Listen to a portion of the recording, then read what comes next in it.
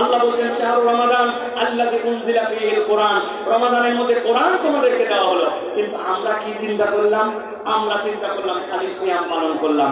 আল্লাহ আপনাকে প্রেসক্রিপশন দিলেন, ওই প্রেসক্রিপশন আপনি আমি ফলো করলাম না। আল্লাহ প্রেসক্রিপশন রেখে দিয়ে আমরা আমাদের মতো করে জীবন চালাচ্ছি। রমাদানের পরে রমাদান রেখে গেল, এখন পর্যন্ত রোজাদার নামাজি হয় না। রমাদানের পরে রমাদান চলে গেল, রোজাদার মিথ্যা ছাড়ে না। রমাদানের পরে রমাদান চলে গেল, আগের মুসলমানের পরের মুসলমানের কোনো পার্থক্য হয় না। এর অন্যতম কারণ রমাদান আছে আমাদের সাথে, কিন্তু কোরআনুল কারীমের সাথে আমাদের সম্পর্ক নাই। শপথ করেন আমরা রমাদানের আগে আমরা কোরআনুল কারীম শেখার জন্য চেষ্টা করব। রমাদানের আগে আমরা প্ল্যান করব যে আমরা কতটুকু সূরা মুখস্থ করব। পুরা কোরআনুল কারীম শব্দের মধ্যে থাকলে একবার অনুবাদ আমরা যদি শেষ করতে পারি, তাহলে এই রমাদান থেকে আমরা কোরআনুল কারীমকে মূল এন্টারটেইনমেন্ট দিতে পারবো। আফসোস আর দুঃখ প্রিয় ভাইরা, বাংলাদেশে তারাবি নামে এক ধরনের বিনোদন হয়। আছে আপনাদের এলাকায় ভাই? আমাকে একজন বলছে হুজুর তারাবির মানেই তো তাড়াতাড়ি। নিজে নিজে ব্যাখ্যা করছে তারাবি এটার মানে কি ইস্তিরাহা। আগেকার এক একজন নামাজ পড়তেন, এক একটা 2 রাকাত নামাজ পড়তে তাদের সময় লাগতো 40 মিনিট, 4 রাকাত নামাজ পড়তে লেগে যেত 1.5 ঘন্টা। তাবেঈনে কেরাম এরপরে তাদের পা ব্যথা হয়ে যেত, ওই ব্যথার থেকে বাঁচার জন্য তারা একটু রিল্যাক্সের জন্য অবসর নিতেন 4 রাকাত পরে। এখন আমাদের নামাজ পড়তে লাগে এক এক রাকাত 3 মিনিট, 2 রাকাত পড়তে লাগে 5 মিনিট, 4 মিনিট 4 রাকাত পরে বসা, এটা একটা নতুন তামাশার মতো হয়ে দাঁড়াইছে আমাদের জন্য, ঠিক কি না? হ্যাঁ, বসি আমরা, সমস্যা নাই, কিন্তু আমাদের নামাজের তেলাওয়াত যেন সুন্দর হয়। আমাদের যারা হাফেজে কোরআন আছেন তারা যেন সুন্দর করে তেলাওয়াত করে। অতএব আপনার রমাদানকে যদি আপনি সুন্দর করে মেহমানকে সম্মান দিয়ে খাওয়াতে চান, তাহলে আপনার কোরআনকে সুন্দর করতে হবে। কোরআন যার যত সুন্দর, রমাদান তার তত সুন্দর।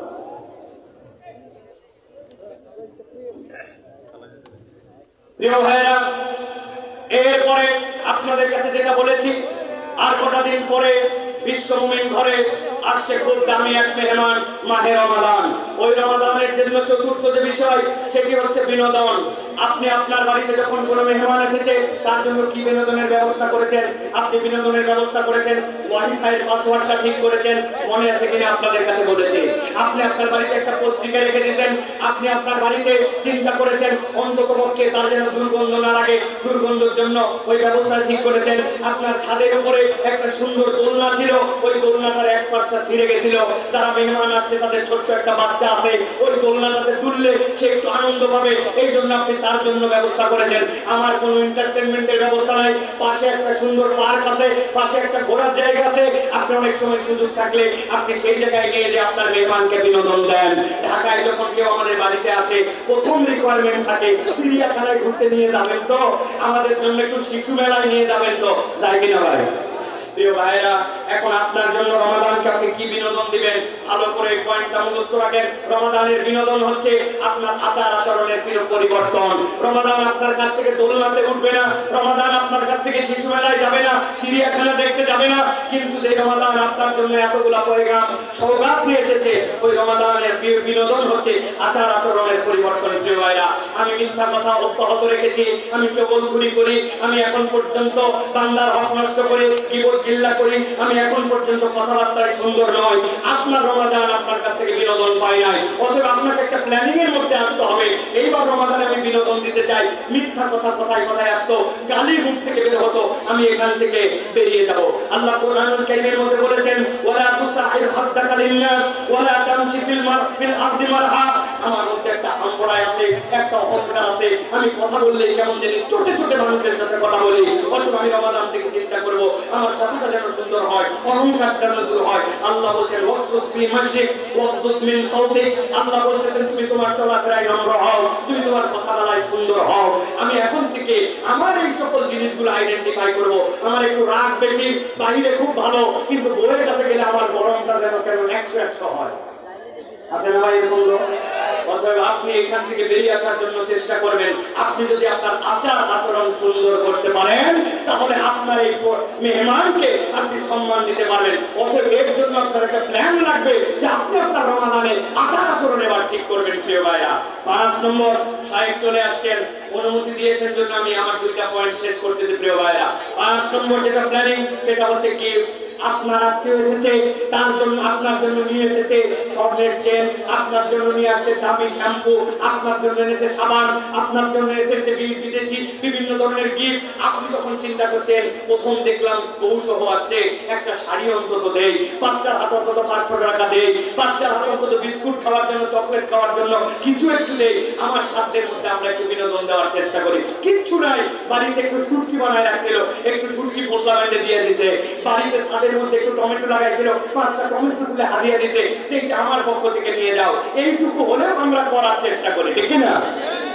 প্রিয় ভাইরা, আপনার রমাদানকে আপনি কি গিফট দিবেন? রমাদানের গিফট আর কিছু নয়, রমাদানের গিফট হচ্ছে মানব কল্যাণ। আপনি আপনার দুনিয়াতে একটা ডায়লগ বের করেছেন, নিজে বাঁচলে বাপের নাম। এর থেকে বড় ইসলামের নামে তো আর কিছু হতে পারে না। মুসলমান কখনো এই সংজ্ঞা দিতে পারে না। আল্লাহ বলছেন, কুনতুম খায়রা উম্মাহ উখরিজাত লিন-নাস, তোমাকে সৃষ্টি করা হয়েছে মানুষের জন্য, আপনি খালি আপন আপন ভাবনা নিয়ে আসেন। রমাদানকে যদি বিনোদন দিতে চান, তাহলে আপনার জন্য মানব কল্যাণের চেষ্টা করতে হবে। দুস্থ, অনাথ, যে সকল বিপদগ্রস্ত, তাদের পাশে দাঁড়াতে হবে। আপনার প্রচেষ্টা হবে আপনার সাধ্যের মধ্যে মানব কল্যাণে কিছু করা। কিচ্ছু পারি নাই, মসজিদের ওখানে আমি পরিষ্কার করে, মসজিদের পাশে অনেক কারাগার পোস্টার লাগাইছে, পোস্টারটা তুলে দিছি। একটা ছোট্ট একটুখানি রাস্তা ছিল, যে রাস্তার ফুলের গোড়াটা এখন পর্যন্ত কেন জানি মিলে নাই। গাড়িগুলো ওভার সময় একটু ধাক্কা খায়। এটা সড়ক ও জনগণের কাছে, আমার কাছ কিনা না। আপনি চিন্তা করছেন আমি একটুখানি মানব কল্যাণের চিন্তা করে এই রাস্তাটা একটু ঠিক করে দেওয়ার জন্য চেষ্টা করি। কোন একটা ভাই বিপদে পড়ছে, তার জন্য একটু আগায় যায়। আপনি যদি মানব কল্যাণের কোন একটা শপথ নেন, সমাজ পরিবর্তনের সারথি হন, আপনি আপনার প্রোগ্রামে কেবল ব্যক্তিগত না রেখে সামগ্রিক যারা ভালো কাজ করে তার সাথে একটু যুক্ত হন, আল্লাহ রাব্বুল আলামিন আপনাকে আমাকে যে রমজান দিয়েছিলেন, ওই রমজান তাহলে আপনার পক্ষ থেকে একটা গিফট পাবে। এই জন্যই বলা হচ্ছে, ইন্না হাদা কানা লাকুম জাযাআন ওয়া কানা সাইয়ুকুম মাশকুরা। তোমাদের মধ্যে থেকে ওই প্রচেষ্টা, যে প্রচেষ্টাগুলো আল্লাহ পছন্দ করেন, ওইটা করলে তুমি আল্লাহর কাছেও প্রশংসিত হবে। আল্লাহ সেটা কৃতজ্ঞতার সাথে স্মরণ রাখবেন। কোনটা? যেটা তার বান্দার কল্যাণের জন্য বান্দা করে। অতএব এই রমাদানে আমাদের প্রস্তুতির একটা অংশ হচ্ছে রমজানকে গিফট দিব মানব কল্যাণ দিয়ে। সর্বশেষ যেটা বলতে চাই, প্রিয় ভাইরা, রমাদানকে আমরা বিদায় দিব। আমাদের বিদায় দেওয়ার সময় সংবর্ধনা দেই। কি বলেছিলাম? কিছু আগায় যায়, আগায় যায়, অন্ততপক্ষে তাকে একটা বিদায় দেওয়ার জন্য চেষ্টা করি, করি না ভাই? রমাদানের বিদায় কি হবে? রমাদানের বিদায় আর কিছু নয় প্রিয় ভাইরা, রমাদানের সবচেয়ে বড় সম্পদ, ইমানদারের সবচেয়ে বড় হাতিয়ার, সেটা হচ্ছে রমাদানের বিদায় হচ্ছে উত্তম দোয়ার প্র্যাকটিস করা। এই পয়েন্টে কথা বললে আপনারা মনে কষ্ট পান প্রিয় ভাইরা। আমরা আল্লাহর কাছে ফেরত আসি না, আল্লাহর কাছে আমরা দোয়াও করি না। অথচ আল্লাহ বলছেন, আফালা ইয়াতুবুনা ইলাল্লাহ ওয়া ইস্তাগফিরুনাহু, তোমরা কি আল্লাহর কাছে ফেরত আসবে না এবং তার কাছে ইস্তেগফার করবে না?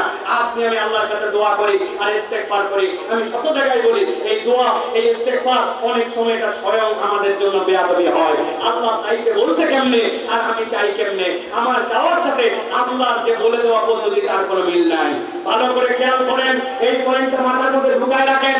আপনি নামাজের মধ্যে আল্লাহর কাছে সালাম ফিরিয়েছেন, ফেরার পরে আল্লাহর কাছে তাসবিহ হাতে করে দোয়া করবেন। এই হিসাবে আদব আমরা হাত তুলতে দেরি আছে কিনা ভাই? আছে। আপনি যে কি বলে আল্লাহর কাছে চপাত চপাত করে মানে দিলেন? আপনি বলছেন, রব্বানা যালামনা আনফুসানা ওয়া ইল্লাম তাগফির লানা ওয়া তারহামনা লানাকুনান্না মিনাল খাসিরিন। আল্লাহ, আমার গুনাহ, আমার অপরাধ, আমার ভুল এর কোনো শেষ নাই। আয় রব, তুমি আমাকে ক্ষমা করে দাও। আপনি একবার চিন্তা করেন তো, সেই কথা বলে আল্লাহর কাছে আপনি দোয়া করলেন, ওইটার মধ্যে কোনো রকম কিছু এই যে মানলেন, এইটাই যদি আপনি উপস্থিত, আপনার কোন একটা সমস্যা, এই সমস্যার জন্য আপনি তার কাছে গেছেন যে সাহেব আপনার কাছে আমার কথা আছে। সাহেবের পিএস বলছে থামো থামো থামো, আগে যাওয়া যাবে না, সিরিয়াল আছে। উনি বলতেছে আমার কথা বেশিক্ষণ লাগবে না, আমার রেডি আছে কথা, আমার ছেলের একটা চাকরি দরকার, সাহেবের পরিচিত অমুক আছে, তার কাছে আমি একটুখানি নিবেদন দিব জন্য আমি সাহেবের কাছে জাস্ট খালি আর্জিটা দিব। আপনি ঘরের মধ্যে অনুমতি পাইছেন ঢোকার, ঢোকার সাথে সাথে সালাম দিতেন, আসসালামু আলাইকুম সাহেব, আপনি কেমন আছেন? আমার ছেলেটা কিন্তু অনেক মাত্রা করে ভালো রেজাল্ট করছে, তার জন্য একটা চাকরি দরকার, মেহরবানি করে আপনি দুটো একটা চাকরির ব্যবস্থা করে দিলেন। গেলাম, আসসালামু আলাইকুম।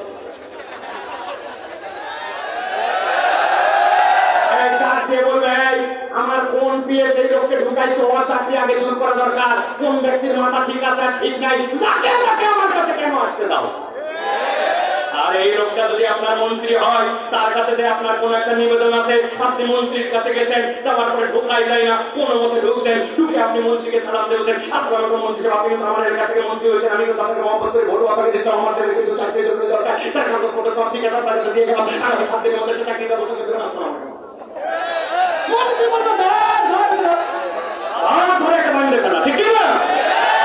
এই জায়গায় জোরে জোরে ঠিক বলতেছেন, কিন্তু আপনি আমি নিজের জীবনে হিসাব মিলাই দেখি আপনার আমার দোয়াগুলা ঠিক নেই রকমই। সালাম ফিরালাম অথবা দোয়া করতে মন চলে একটু হাত তুললাম, আর হুজুরকে দেখতে পাইছি হুজুর আমার জন্য দোয়া করবেন, আমার চাকরির জন্য দোয়া করবেন, আমার ছেলের জন্য দোয়া করবেন, আমার ছেলেটা হাফেজ হয় দোয়া করবেন, আমার দূরের মাথা ব্যথার জন্য দোয়া করবেন। তার দোয়া হুজুর কন্ট্রাক্টরে নিতে, আমি খালি চাওয়ার মধ্যে আছি, নিজের দোয়া আমি নিজে করি না, ঠিক না? ভালো করে বোঝেন, রমাদানের বিদায় হচ্ছে আপনার জন্য একটা উন্নত দোয়া। আপনি আল্লাহর কাছে দোয়া করেছেন, হাত তুলে আপনার হাত তুলে দোয়া পুরাই না, আপনি সিজদায় গেছেন, আপনার সিজদায় দোয়া পুরাই না, আপনি চিন্তা করছেন হুজুর রব্বানা আতিনা ফিদ দুনিয়া আর রব্বানা সাল্লাল্লাহু আলাইহি ওয়া সাল্লাম দোয়াই জানা নাই, পুরাবে আবার কেমনে? এ করতে 1 মিনিট লাগে না। আমি জিজ্ঞাসা করতে চাই, সালভারের মুসলমান, আপনি আপনার এলাকার সিএনজি চালার জন্য কোনদিন দোয়া করেছেন? আপনার এলাকার কৃষকের জন্য দোয়া করেছেন? বাসের ড্রাইভারের জন্য দোয়া করেছেন? ভিক্ষুকদের জন্য দোয়া করেছেন? তেলাওয়াতের জন্য দোয়া করেছেন? ডোনাল্ড ট্রাম্পের জন্য কোনদিন দোয়া করেছেন? ইলন মাস্কের জন্য দোয়া করেছেন? আপনি মনে করছেন হায় হায় হুজুর কয় কি ডোনাল্ড ট্রাম্প এটা কাফের, ওর জন্য আমার দোয়া কি? অথচ আল্লাহ নবী সাল্লাল্লাহু আলাইহি ওয়াসাল্লাম কাটটা কাফের, কাফেরের বাচ্চা কাফের, ইসলামের 1 নম্বর দুশমন আবু জাহেলের জন্য আল্লাহ নবী দোয়া করছেন, আল্লাহ আবু জাহেল অথবা ওমর এই দুইজনের মধ্যে থেকে একজনকে অথবা দুইজনকে তুমি হেদায়েত দাও। আল্লাহ নবী আবু জাহেলের জন্য হেদায়েতের দোয়া করে, আর আমি আমার দোয়া সাবজেক্ট খুঁজে পাই না। হুজুর আমার বাচ্চার জন্য দোয়া করবেন, আপনি আপনার বাচ্চার জন্য সিজদায় গেলেন, চোখগুলো বের হওয়ার জন্য দোয়া হয়েছে, 30 মিনিট ধরে আল্লাহর কাছে বলছেন, আল্লাহ আমার ছেলেকে তুমি ইমাম নববীর মতো বানাও, ইমাম মুসলিমের মতো বানাও, আবু হানিফার মতো বানাও, আল্লাহ তুমি আমার গুনাহ মাফ করে দিবে না কেন? আল্লাহ তুমি আমাকে দাও, আমার রিজিকে দাও, এলাকায় দাও। আল্লাহ আমি তো আর কিচ্ছু মনে করতে পারতেছি না, আল্লাহ আর কি কি বাদ গেছে তুমি একটু আমাকে মনে করে দাও। টাকার 8 নম্বর বছর হেল্পারদের জন্য দোয়া করলাম, আল্লাহ টাকার ফুটপাতের দোকানদার জন্য দোয়া করলাম, আয় রব্বুল আলামিন এমন মানুষ যারা সুযোগ ছাড়া করে নামাজ পড়ে না তাদের জন্য দোয়া করলাম, আল্লাহ পৃথিবীর বিভিন্ন জায়গায় যারা কাজের বুয়া আছে, খালাম্মা আছে, এরা কাজ করে, এদের জন্য দোয়া করলাম। আপনি আল্লাহর কাছে দোয়া করবেন, যার দোয়া যত সুন্দর তার রমাদানের বিদায়ের প্রস্তুতি তত সুন্দর। আল্লাহ বলতেছেন ওয়ানিবু ইলা রাব্বিকুম ওয়া আসলিমু লাহু মিন ক্বাবলি আন ইয়াতিয়াকুমুল আযাব সুম্মা লা তুনসারুন। আল্লাহর আযাব এসে যাওয়ার আগে, সময় ফুরাবার আগে আল্লাহর কাছে তোমরা ফরিয়াদ করো, কিন্তু আমরা ফরিয়াদ করি না। আমাদের ফরিয়াদ হচ্ছে একটা আল্লাহর কাছে বেয়াদবির মতো। অতএব প্রিয় ভাইরা, আমি আপনাদের কাছে আবারও বলতে চাই, আর কটা দিন পরে আসছে বিশ্ব মুমিন ঘরে খুব দামি এক মেহমান, মাহে রমাদান। ওই মেহমানের অভ্যর্থনা, থাকার ব্যবস্থা, খাওয়ার ব্যবস্থা, বিনোদন, উপহার, বিদায়ী সংবর্ধনার জন্য প্রস্তুত হই। অভ্যর্থনাটা হচ্ছে আল্লাহর জন্য ব্যাকুল হওয়া, রমাদানের জন্য ব্যাকুল হওয়া। থাকার ব্যবস্থা হচ্ছে তার জন্য সালাত, খাওয়ার ব্যবস্থা হচ্ছে তার জন্য কোরআন, বিনোদনটা হচ্ছে তার আমাদের আচার আচরণ ঠিক করা, গিফট দিতে চাইলে মানব কল্যাণে যুক্ত হওয়া, আর তার জন্য বিদায়ী সংবর্ধনা, আল্লাহর জন্য দিল খুলে খুলে দোয়া করা। নবী করিম সাল্লাল্লাহু আলাইহি ওয়াসাল্লাম বলছেন যে রমাদান পেল আর নিজের গুনাহ ক্ষমা করে নিতে পারলো না, নবীজি বলছেন সে ধ্বংস হোক, রাগিমা আনফু, তার নাক খোলা মলিন হোক। আল্লাহ নবী বলেন না এই কথা, জিবরাইল আমিন বলেছেন, নবী আমিন বলেছেন। নবীর আমিন যদি একবার হয়, ওই দোয়া কখনো ব্যর্থ হয় না। অতএব আসুন আমরা আমাদের এবারে রমাদানটা একটুখানি ব্যতিক্রম করি। ছোট্ট একটা বার্তা, এই কথাগুলি ছড়িয়ে দেওয়ার জন্য চেষ্টা করেন, যতটুকু মনে আছে শোনেন, না হলে আবার শোনেন, নিজে প্রস্তুতি নেন, নিজে একটা খাতা কলম নিয়ে নিজের রমাদানকে সুন্দর করার জন্য উদ্যোগ নেব।